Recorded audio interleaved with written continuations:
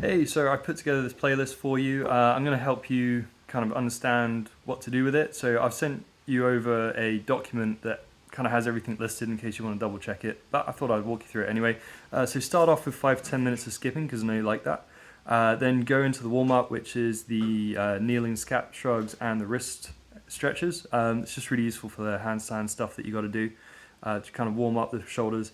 When you do the circling scap shrugs, really focus on pushing the shoulders away from you. That's really going to help with the handstand stuff in the long run. So moving on to the pike handstand forward leans, you should be focusing on shrugging the shoulders up and then away as you move back, and then up again at the top. So you've got kind of this rocking back and forth, but you're trying to maintain that shoulder pushing away and trying not to let them sink. For the long cats, you're just going to focus on moving your hips over and under, because that posterior pelvic tilt is really important when you start getting into more serious handstand stuff. It's a really good habit to develop early on. For the hanging knee raises, crunch into a ball as small as possible. Like really focus on feeling it from here and don't let your butt stick out. So you're going to try and tuck the butt under as you do this. It's really good exercises because you're going to work a little bit of the lats. It's a little bit of pulling strength and a lot of ab strength. And that twisting motion there is just really good for back health, especially with all the horse riding and stuff that you're going to be doing. Let's see, for the pancake side to side, just make sure you do these really slowly and deliberately. You're not going to get much out of them if you go quickly, and I'd say grab hold of something to kind of keep you honest. It doesn't have to be heavy. A yoga block or I don't know, a present. I'm sure you can find something that is kind of more or less that size, shape, and maybe like a kilo or less of weight. For the negative chin-ups, really try and control these down for 5 to 7 seconds and get the most out of every rep.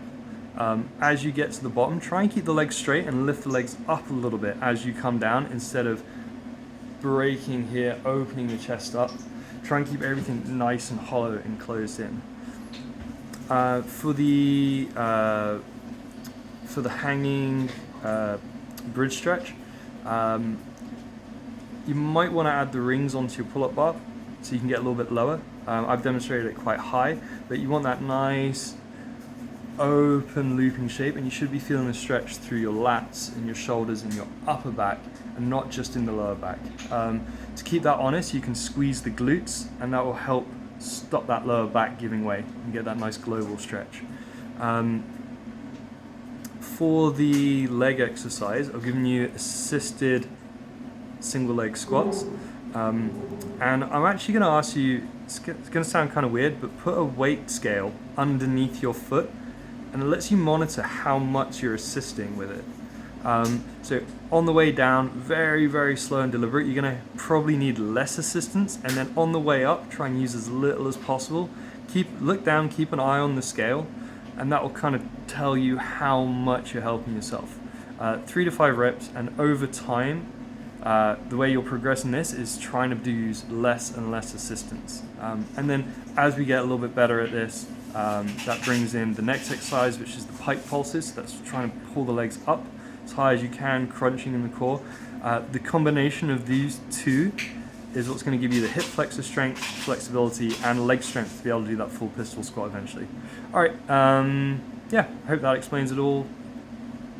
Good luck.